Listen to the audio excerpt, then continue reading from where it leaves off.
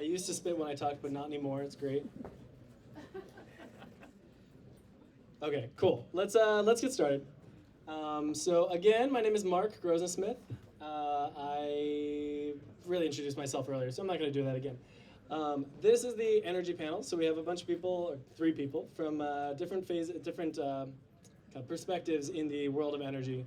But before we dive in there, I want to make sure that I guess not everybody has dived into energy as much as a lot of us have. So I want to set the stage a little bit. We have a really wild situation. Like if you think about how energy and electricity needs to work, it's actually shocking that the lights come on every time you turn it on. When you flip the switch, the exact amount of electricity that is being used needs to be generated basically in that moment. Batteries change this a bit, but that's kind of new. It's crazy that utilities have been able to handle what we do for so long, and they handle really complex systems, so they deserve a lot of credit for all that.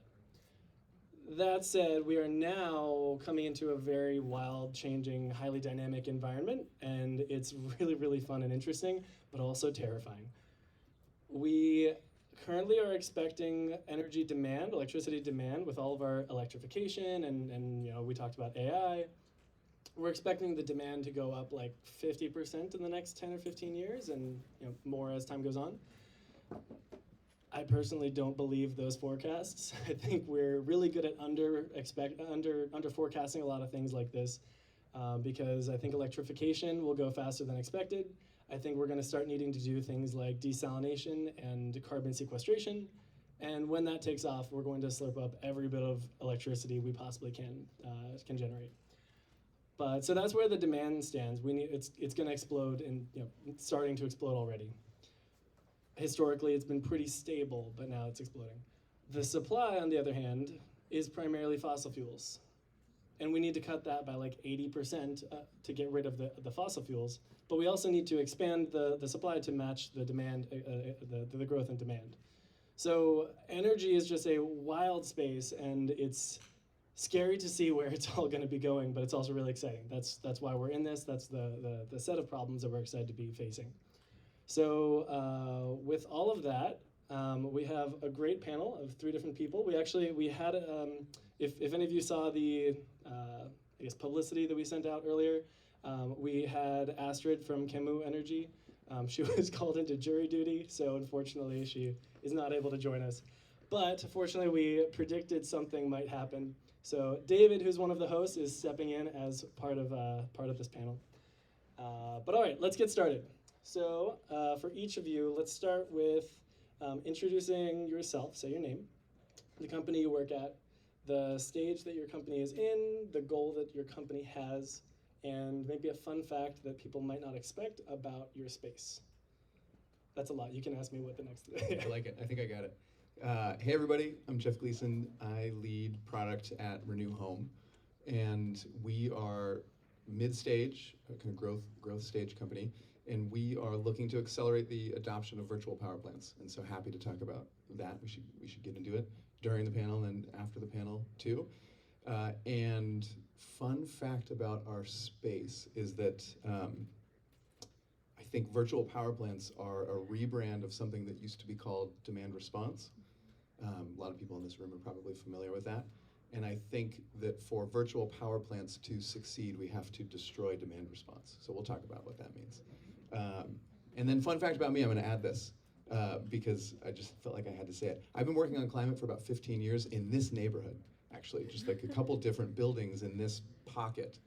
And I was in an event here in 2009, and it was focused on how we get more people to work in climate. And so I don't know exactly what we did after that, but it worked. So this is exciting because I think we only had 1/2 of the room. Now there's 2. So. That's great. I love the spicy take, Jeff. I want to hear more about destroying demand response and what you mean by that. Ian Magruder, I help lead a lot of private sector engagement at Rewiring America, which is a national nonprofit focused on the electrification of everything. And the scale and sort of size that we're at, we are just over 80 folks. We're a national organization. We were a little under 20 just 2 years ago, so we've only been around for 4 years. So you can think of us like a startup as well in some ways. We're scaling, we're iterating. We have a tech team, which is a little unique as a nonprofit. And fun fact about our space, the state with the highest percentage heat pump adoption. Does anyone want to take a guess? Texas. South Carolina. Somebody said Georgia. That was very close. The Southeast, for reasons we can get into if you're interested, but has much higher heat pump adoption than most other parts of the country. Super cool. I just came back from the Southeast and lots of heat pumps. Lots of need for heat pumps. It was 90 degrees. Crazy, crazy. Hey everyone, I'm David, co-founder of a seed stage startup, so by far the smallest company out here called Pika. Our goal is to accelerate the adoption of high efficiency HVAC, plumbing, electrical systems in residences across the US and across the world, primarily by working with contractors from day one. Fun fact about the space, let's see. I like random HVAC trivia. So how many people here know where air conditioner, that word or that phrase came from? Oh, cool. Perfect. Well, we got one. But there's a guy named Simon, or Stuart, I think, Stuart Kramer, 1906, coined the term because at that time, textiles need a lot of humidity in the actual textile mills to be able to process fabrics. So this guy was experimenting with basically adding humidity to ventilation and was like, oh my gosh, this is incredible. I've been able to air condition my clothing instead of water conditioning, which is the historical kind of process to prepare textiles for manufacturing. So because of that, he coined the term air conditioner, and then the guy, Carrier, who started the Carrier brand of ACs, took that, ran with it, and then that's how air conditioner came to be. And then fun fact about me is Jeff was my boss at Google. You did great. Hopefully. Wait, so did he make the air conditioner or a humidifier? So air conditioners help dehumidify, Oh, okay. but it wasn't supposed to cool the room, but then over time realized that, hey, it can actually provide more benefits than just textiles. Cool. All right, so you just got back from the Southeast. You help people adopt high efficiency things like heat pumps. And South Carolina has the highest penetration. Is that a coincidence? All right, so Jeff, tell us about how Renew Homes started. Tell us about the spin out from Nest, and then the partnerships and mergers that you did. Yeah. So it's super exciting to be underway, and I think we announced in December, and then everything officially got started a few weeks ago. And so it is the combination of Ohm Connect. I'm sure a lot of folks are familiar with that, with assets of Nest Renew from Google, and a lot of folks from Google joined also, which is a lot of fun. So a lot of folks that David knows, one of them's here. And it has been awesome to just get started and feel the sort of energy that we all knew we could kind of bring to this space in a slightly smaller setting, and it's been a blast. Great. And also, actually, we've got 150 people here, so I'm sure not everybody knows what a VPP is. Do you want to share what that is? Yeah. So a virtual power plant is the idea that instead of building a new non-virtual power plant, we could leverage distributed assets around the grid. And so that when everybody gets home, turns on their air conditioners on a hot day, you could either fire up a power plant to meet that demand, or you could work with devices out in the world to reduce consumption at the same time, so that instead of producing more, you're reducing at the same time and shifting energy consumption around. And the idea is we've got these things in our homes and businesses already, smart thermostats, batteries, electric vehicles, and those things together, coordinated thoughtfully, can create a virtual power plant. We've proven it, lots of folks have proven that, and it's an exciting sort of inflection point. There's a great report for people who are interested in more that the DOE put out, the liftoff report for virtual power plants, I think was kind of mid-year last year. I know a bunch of us read it the morning of, and we're sending it around. And so there's like a pocket of people who are super obsessed with virtual power plants. If that's you, let's talk. But if you haven't and you're interested, I would definitely take a look at that. But that's the core thesis of virtual power plants. We'll talk about the transition from demand response at some point here, too. Great. Okay, now from manager to report. David. So I guess it was just over a year ago that you left Google? Yeah, almost we like hit a our week. 1 year earlier this month. Wow, congratulations. Sorry, I forgot to send a card. So leaving Google, starting this, tell us how did your experience at Google help you get to where you are, help prepare you, and then also where what were the skills that were missing? Totally. Yeah, that's a really good question. So honestly, I credit Pika, I credit my passion for climate to Jeff and the team at Renew. I actually jumped into climate not really having any past experience. I mean, I studied computer science, joined Google thinking, hey, I'm gonna learn how to be a PM. And I spent my first year on a team on YouTube. I was working on computer vision stuff, I really liked it. But when it came time to choose my second role, I looked around and I saw this really interesting role that was around grid services, which I had no idea what that meant at the time. But I saw that it had something to do with energy. I'm of the fundamental belief that if we don't have smart people working on solving the climate crisis, we're all screwed, right? Like this is the future. So I thought, hey, I might as well try it out. Joined the team, immediately fell in love with the people in it because there's this idea of like the missionary versus mercenary type of person, and it seemed like everyone on the team was a missionary for the cause. They cared so deeply about the work they were doing, and I really loved that.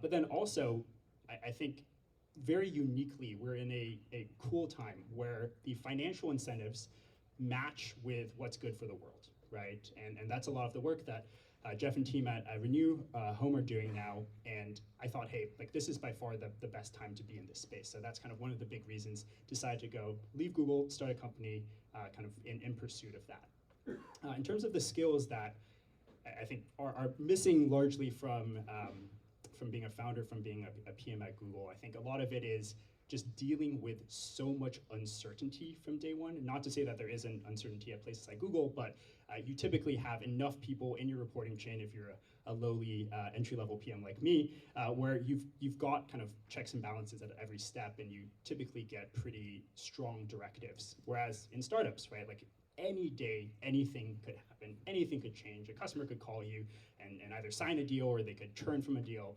And you just have to take that all in stride. The highs are very high, the lows are much lower, but you kind of just have to take that as it comes day to day. So I think honestly, a lot of it was just mental resilience, frankly. It's obviously still a work in progress. I'm nowhere near perfect, but I think that was a big one, kind of a mindset shift. Yeah, definitely learning to trust yourself there. All right, now Ian, with your experience in startups as well as advocacy and policy, what drew you to Rewiring America? Yeah, so I spent most of my career in the startup world in this city. I now live in DC. And I had always been interested in energy and climate.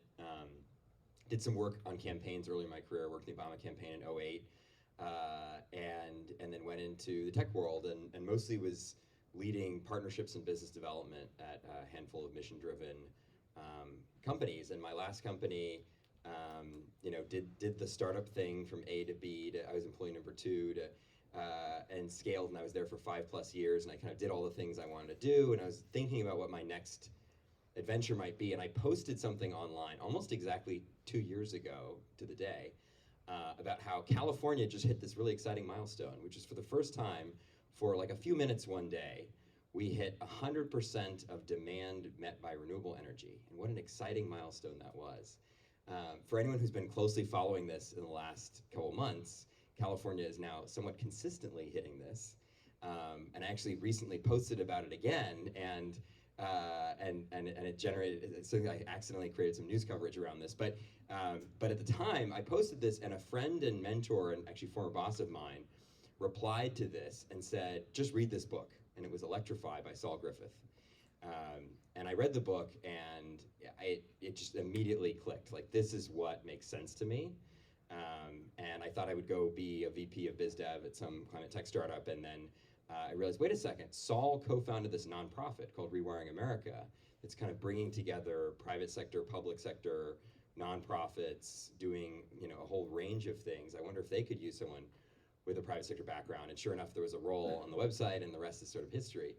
So it's been fun kind of merging those worlds, because I think energy is by definition a highly regulated space, which is deeply influenced by policy. And so if you kind of feel like, well, government should get out of the way of this, it's not really going to be the case, right? We have regulated utilities. We have a whole power system that's backed by the federal government, for better or for worse. I actually think for better, if you look at what the current administration is doing, all sorts of exciting things are being rolled out. But policy is incredibly important, and no company that reaches any meaningful scale can ignore that. And so it's been really fun kind of working at the intersection of those worlds.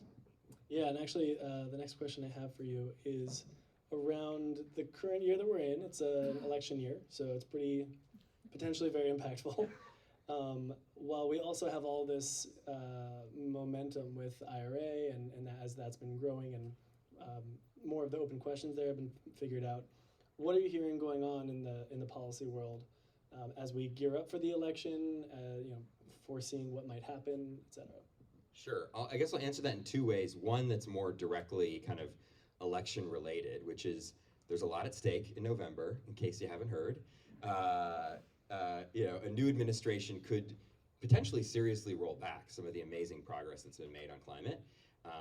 I hope that everyone in this room has heard of the Inflation Reduction Act, the largest climate investment in not only American, but actually world history, which is just a historic piece of legislation that most Americans don't really understand. The name may not have helped. But we have a lot of work to do to educate folks about all the wonderful programs being rolled out literally as we speak, that anyone in this room can take advantage of, with the tax incentives for EVs and heat pumps and induction stoves and upgrading your electrical panel and all these different things that are available now. And I'll be honest, I think that in some ways I'm optimistic, because even if, God forbid, we get a new Congress and a new president who don't believe in trying to solve climate and want to roll all this back, I think there are parts of the IRA that are making so much progress in terms of job creation. You specifically look at some of the investments that are happening in manufacturing right now, especially in places like the Southeast, the battery belt. You look at all the new factories opening up in states like Georgia and South Carolina and Arizona and all sorts of places. It would be hard for legislators to pull all that progress back, I think, at this point. Having said that, I think that there are parts of this that are really potentially under threat. So go out and vote, go volunteer, go find a candidate or cause you believe in, and push for it this year. I think the bigger thing that I'm also really excited about, that I think relates to your question, is the opportunity to reimagine what we mean by environmentalism. Because I think, as Saul Griffith says in his wonderful book that changed my life, we got to get out of 1970s thinking and into 2020s thinking. What I mean by that is 1970s thinking sort of permeates our thinking about environmentalism today, which is all about sacrifice. You gotta pay more for less, right? Going green might be hard, but it's worth it, maybe. And the truth is that was potentially once the case, but it's no longer the case, right? An EV is actually just more fun to drive, right? A heat pump actually just saves you money over a clunky old gas furnace, and an induction stove heats your food faster than a gas stove, right? So you don't actually have to sacrifice to do the right thing anymore. And I think that's actually a paradigm shift that we have to really get your average consumers and Americans to think about. And we're working on that, and I think we need everyone's help in doing that. Yeah, that's great. To keep the spotlight on you for one more question. Sure. I know you lead the CEOs for Electrification Coalition. How do you see, from that perspective, or from Rewiring America, the role of the public-private partnerships that we see? Yeah. I think it kind of builds on what I was saying earlier about the fact that we can't ignore policy. So for those who aren't familiar, we stood up this CEOs for Electrification Coalition, which is now 250 plus companies who are all dedicated to and working on electrification in various forms. Mostly startups, but there are a handful of larger companies like Siemens, Schneider Electric, Mitsubishi Electric, Lyft is a part of it. And part of what we're doing is help connect companies with policymakers. Part of it is helping connect companies with each other. And I think it's particularly meaningful and fulfilling when we can help connect some of the larger companies with the smaller companies to facilitate partnerships, because they don't always interact with each other as much as you might think. So I think there's a critical role there, and I think your average sort of Silicon Valley founder is so focused on solving the problem of today which is, keeping their business afloat and all these things, that it makes sense that they're often heads down, but thankfully we're getting some of them to also engage in the policy side. David came out to DC a month ago for an event where we brought over 100 companies to the Hill and to meet with the administration. So I think it's critical. I think we can't ignore it, and companies sort of ignore the policy element, I think, at their own peril. Gotcha. And actually, maybe with a concrete example on that, I know I said one more question for you, but there's another one. With a concrete example on that, I know you just got $2 billion from the Greenhouse Gas Reduction Fund with Power Forward. How is that going to be applied? Yes. So for those who haven't been closely following this, the Inflation Reduction Act has a whole bunch of wonderful things in it. One of them is called the Greenhouse Gas Reduction Fund, which is this $27 billion pot of capital. You may have heard of it colloquially referred to as the Green Bank program within the IRA. Within that, there's something called the National Clean Investment Fund, which we, along with a coalition of organizations, applied for. So it's us, Habitat for Humanity, United Way, Enterprise, and LISC on the affordable housing side. We were the only housing-focused application, and we just won, in the last month here, $2 billion to really electrify hundreds of thousands of low-income homes. Our focus with that is to ensure that in this transition, it's not just the Tesla owners and the folks in big cities who make a good income who can afford to electrify their homes, but that everyone has access to this. And so we're using all of that capital to invest in lower income and disadvantaged communities who realistically would have a hard time electrifying on their own. And so we're prioritizing heat pump installations, electrical panel upgrades where necessary, some home weatherization, and a whole bunch of other things that are going to be necessary in that transition, and working with manufacturers to ideally drive down the cost, not just for these low-income folks, but really for everyone, for the whole market. Because if we can increase demand for these things and provide more market certainty through volume guarantee programs, et cetera, hopefully we can move the entire market in a way that makes electrification more accessible for everyone. So that's really what we're trying to do, big picture, with that. Yeah, that's great. With all of this, I honestly don't really know how to think about money anymore, because you hear about $2 billion being used over here, and on one hand that sounds like an infinite amount of money, and it also sounds like nowhere near enough. So yeah, that's crazy. All right, so here are a few questions to talk about kind of the current state of energy today. Is there hope? Do we have optimism? What does this look like? So Jeff, the target for the VPP that you're working on is 50 gigawatts, right? Right. Okay, can you give some perspective on what 50 gigawatts means for people who don't live in electricity numbers? Yeah. It's more than 1.21 gigawatts, which is from Back to the Future. But in every program that we run, we try to really target that, so we make sure that we can tee up a Back to the Future party when we get to a certain number. So I believe that the liftoff report was targeting something more like 200 or 300, we'll have to double check, gigawatts of capacity from virtual power plants by 2030. And to put it in perspective, I think a typical nuclear plant is 1 to 2 gigawatts. So you're looking at many, many sort of equivalent nuclear power plants to get to that size, which is many homes, if you're thinking about homes, of course. And so it's probably a good time to talk about how, from a hope perspective, I think this is achievable, and that we can actually change the way we power the world by working together. So when I started in all this stuff 15 years ago in this neighborhood, we were working on demand response, and so my initial sort of point was that we've got to kind of destroy or rethink demand response to make this actually work and get to those big numbers. And what I mean by that is, if you kind of boil that down for folks who haven't heard about it before, demand response is sort of these legacy programs, this idea where on a hot summer day, you can turn down air conditioners to reduce demand on the grid. And so the term, it actually means the demand, which is sort of you in a home, you are the demand. It's sort of that you respond. But the way customers hear it is, my utility is going to demand that I respond to them. Both of those are kind of strange conceptually for customers. It also is, to the point earlier around moving from the 1970s mentality to the 2020s mentality, you don't need to be uncomfortable to help. You can actually do the right amount of sort of energy shifting that makes sense for you that you don't even notice. And whether it's your car or your air conditioner, let's actually just do a little bit in a lot more homes and just make that kind of automatic and really helpful, earns you money back, lowers your bills, something that you don't notice. We're going to get to a point where virtual power plants are something that you can turn on very easily and just feel sort of obvious. It's like, well, of course I want this device to do this thing. And like, next, let me move on with my life. I'm done thinking about virtual power plants. That was enough. And then every once in a while, you'll see these updates that your home is helping you save, and here's how much it's earned you. And I think that is the future that we can actually scale this stuff up, where participation is very easy. You actually feel really good about it. It doesn't make you uncomfortable. So it's not the old world of demand response. I don't think we can scale demand response to what we need, but I think we can scale this new construct of virtual power plants. So I do have hope. We're going to do it.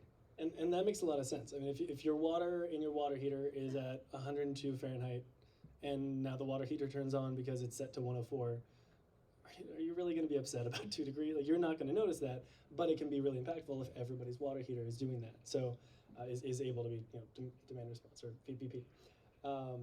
But the thing that's really hard here is, as you said, people are not receptive to the word demand response. That makes sense. And people also, like, it's a pretty abstract system. It's hard to understand how this is going to work. It's hard to get them to understand that this isn't going to affect them. How do you do that acquisition? How do you actually go to homeowners, or how do you get them enrolled and their devices enrolled? Yeah, it's a great question, and it sounds really easy. And the answer is, you have to make it simple, and it needs to be presented to people where they would expect. And then I say that, and everybody's like, wow, that was like so profound. It's so much harder than it sounds. David used to have to work on it too. It is, to meet people in the right moment. If you think about thermostat, for example, installing a thermostat is a little bit of a construction project. We used to ship, with Nest thermostats, we used to ship screwdrivers to people, because like, you need to like gear up. You're gonna like tear stuff off of your wall. You're probably gonna make a mess. We're so confident you need a screwdriver, we're gonna send one to you. It was very ergonomic, it was very lovely. The Nest screwdriver is a great find if you can find one. That is your mindset. Like, I'm doing construction on my house, and then we show up, like, hey, do you want to use that to join a virtual power plant? You're like, I'm sweaty. I was under my house. I did not intend to go under my house today. I did not know there were wires under there. I'm a little freaked out about the wires that I found. I don't know what you're talking about. The answer is no. I don't want to join your virtual power plant.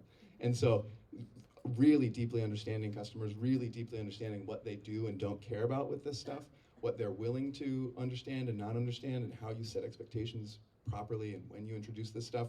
It's remarkably complicated. It's also the most fun work that you can do in this space. I'm very biased. So we should talk more if you want to work on that. So the way to get people to enroll is to show up exactly where they would expect and talk about it in the way they would expect. And it's so much harder than it sounds. I don't know how many people here have worked in consumer before, but I don't think anybody who has would say it's easy. Okay, now other things in the B2C space for energy. What else is out there, and what do you think is going well? Yeah, there's a bunch of stuff that I think is great. The folks at Span doing awesome work. Love the tons of our former colleagues at Nest have gone over to Mill. I think they're doing incredible stuff. I suspect they're working on some pretty interesting things that are probably coming down soon.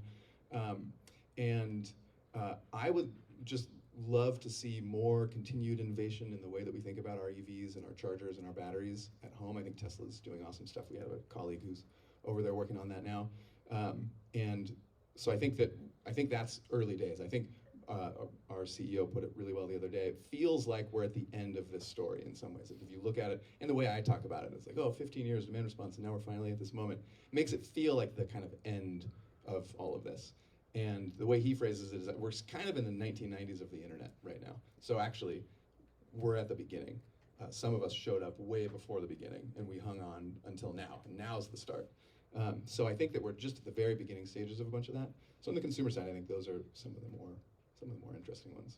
Honestly, some of the most cool consumer stuff is going to probably come in the installation side, because helping people do this kind of stuff at home is so much more complicated than even just sending a screwdriver. So helping people with the kind of service design elements is going to be, I think, where there's some fun. So talk to David if you want to work on that. Yeah, the contractor and installation piece is crazy. Get to you in a second, I promise. Last piece, do consumers care? Like, do people actually care about their electrical panel? Do they care about these VPPs? Like, Are they excited about this, or it's just like, I'm sweaty. How did you get in my living room? Get out of Right, here. right. So I think the answer is yes and no, and it's super interesting to unpack this question. The answer, if you survey people, the answer is yes, they care. And then if you present them with the actual choice, the answer is no, they don't care. But the reality is very much in between. And so what we found is that across the political spectrum, no matter sort of where you come from, what matters most is I want to save energy and money and do the right thing for me and my family first. And that's just something I feel responsible for doing. Or maybe I live by myself and I feel like I should do that for myself. And then there's a double click beyond that, which is after I've checked that box and done the right thing for myself, if part of the then follow on is that I'm helping the environment, now I feel even better about myself. And I might use that to signal a little bit and say, like, look at me, I'm doing this for the environment. And I might convey that in a way that suggests I did this originally for the environment. That's not necessarily true, is what we found.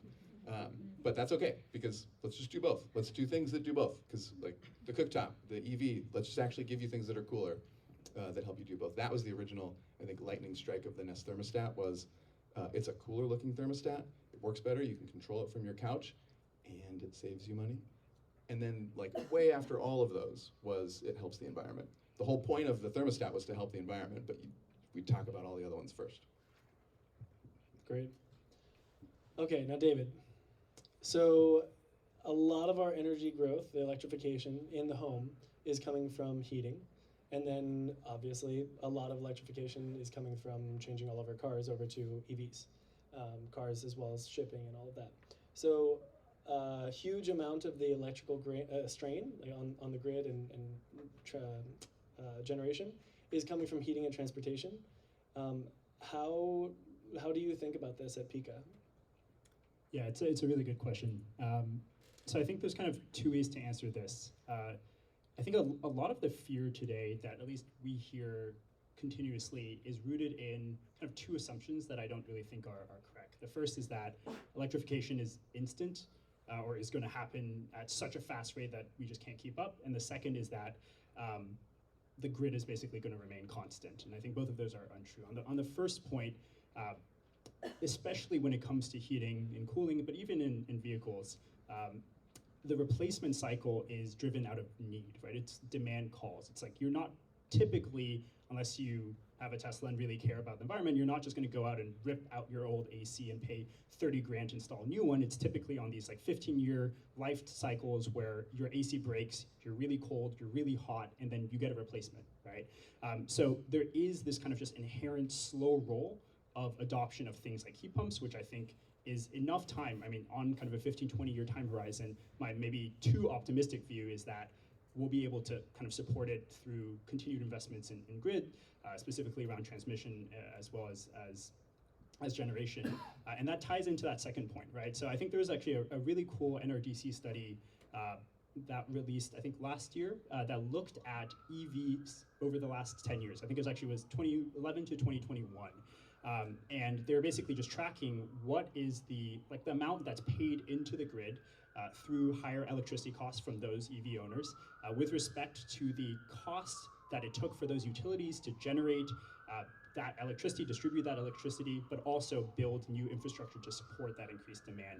And what they found is over that 10-year time horizon, there was a net revenue of $3 billion into the system, which means that on average, right, electricity ended up becoming cheaper for everyone, but also that money is going into things, again, this is kind of an optimistic view, is going into grid upgrades that are necessary to handle this increased demand. So I think the combination of those two things are really crucial. And then I also think the work that Jeff and team are doing at Renew Home, right? Once you've got a electric vehicle, once you've got a heat pump, you can do virtual power plants.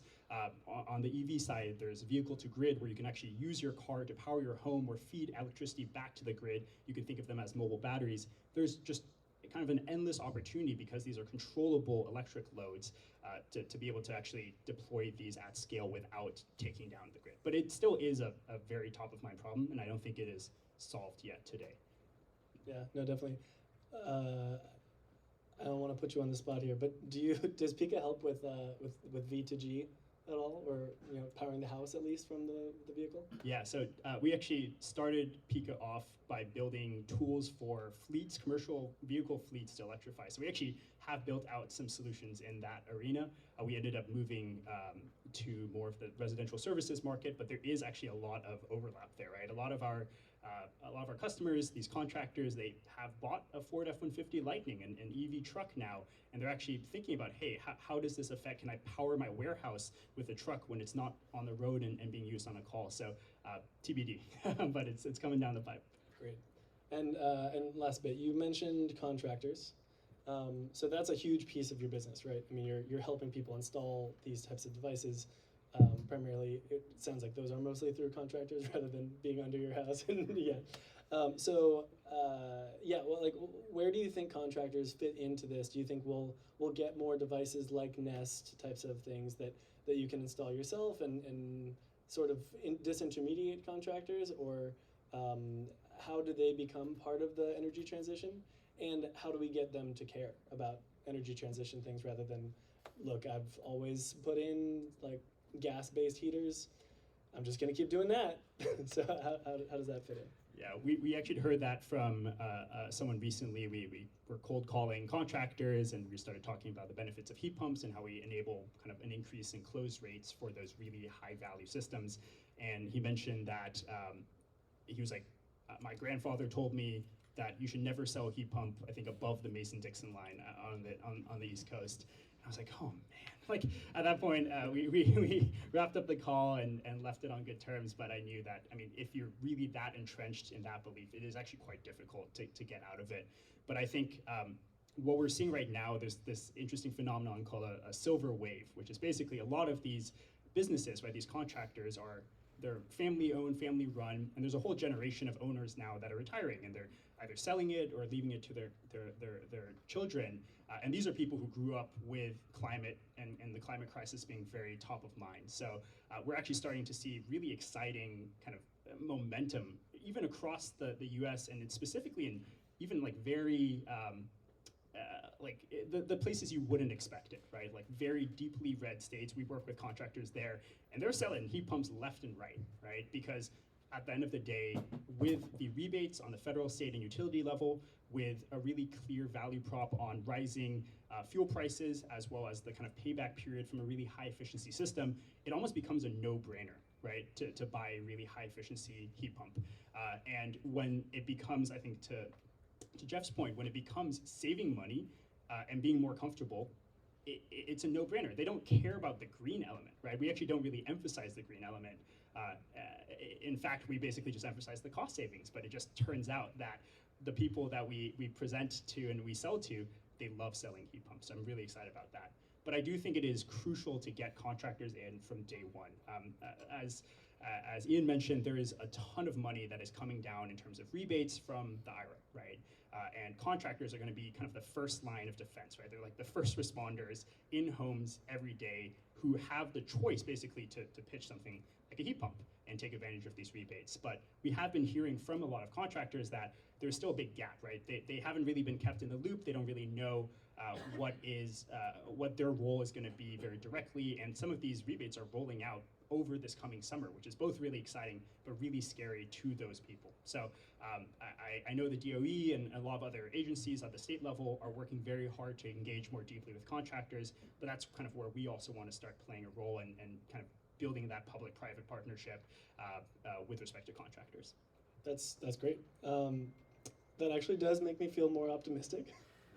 It's also really great to hear, as you were saying, Ian, we're able to move from the 1970s perspective of environmentalism is asceticism and degrowth into the 2020s. Like, we can stop thinking about it as the green element, like you said, and more kind of like the green element, you make money out of it. So that's great. Last piece before we move into questions. Start back with you, David. What are the problems that you've seen that you're not focused on and you want somebody else to be fixing? Maybe somebody here will start a company to fix that. And then also, you have the mic, make a little wish, ask for, you're hiring people, anything you need, here's your shot.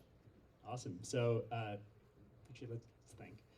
I'll give something that's a bit niche. It's a bit HVAC specific. So bear with me as I go down a bit of a rabbit hole. So refrigerant is that kind of liquid, but it also changes phases, that actually is what captures the heat and kind of moves it around, right? It's what's responsible for cooling and heating your homes and heat pumps and ACs. There is a lot of legislation that is forcing basically the turn down of production of the most common refrigerant used today, which is R410A, because it's a hydrofluorocarbon. So it has a lot of global warming potential, it messes up ozone, there's a lot of bad things with it. The issue though is that there is a ton of systems today in homes that have R410A. And if they break, oftentimes you have to fix them. You have to feed them with new refrigerant. If there's a leak that springs. But because of these mandates today around turning down the production, the price is skyrocketing, right? And you're getting into this place where you won't be able to keep up with demand, and that's going to actually pose very significant financial burden on especially lower median income households, which is like a worst case scenario. So there's a lot of cool technology out there that I am not an expert in, admittedly, around reclaiming and recycling refrigerant, and I think that's going to be incredibly important to focus on, especially in this next 15 years as we transition off of R410A to kind of more kind of carbon and energy friendly, environment friendly refrigerants. I think tied to that, even for things like these new refrigerants, they're actually more flammable, which poses potentially safety risks. So there's a lot of training and retraining that's going to have to happen for these contractors to be able to install and actually sell these devices. And that's a huge issue because there is already a massive shortage of labor and trained, skilled people in the trades today. So this is just going to compound on that over the next decade. And I think, there's a lot of really smart people working on good solutions to the labor shortage, but I think we need more focus on that, and really excited about the kind of trajectory there. And then in terms of a wish, we're hiring always as a startup. So if you're interested in joining the team, please come and find me, talk to me. You're hiring for all roles? Basically all roles. Cool. All right, I'll be the cartoonist for you. David has been super helpful. He's a handful of months ahead of me as I've been starting my company. He's been super helpful to give me input along the way. So definitely talk to him if you're looking to start something.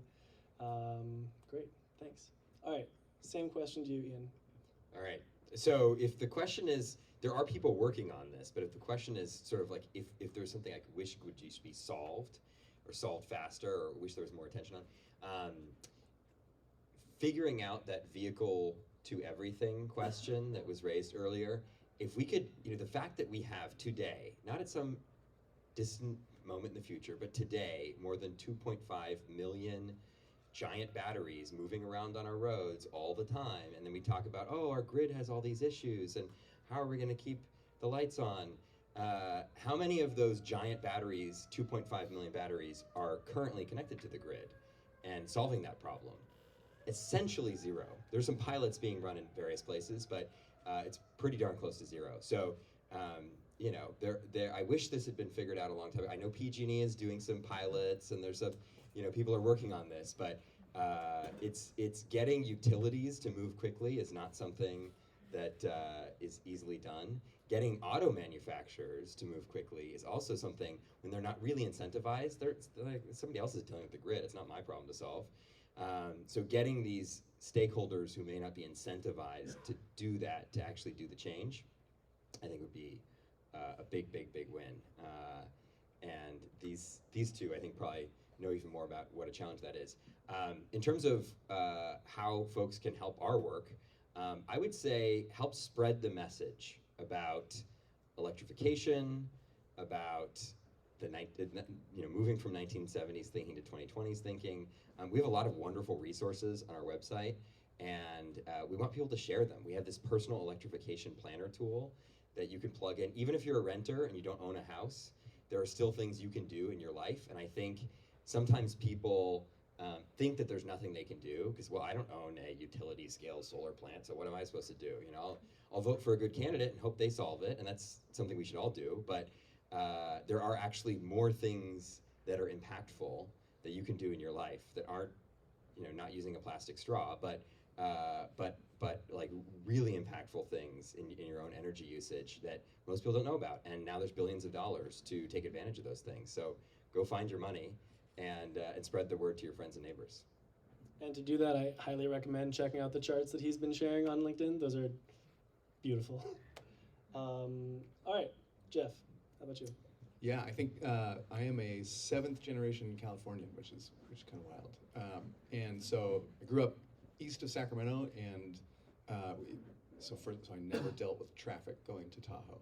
And so now when I go to Tahoe, it's just, I feel like I have this birthright to skip it and drive the shoulder. But it was always tons of snow, and it was just every winter packed, and the snow berms were just insanely high. And it was not a question as to whether that was going to be the case. And now it's just not always the case. So I'm freaked out about water.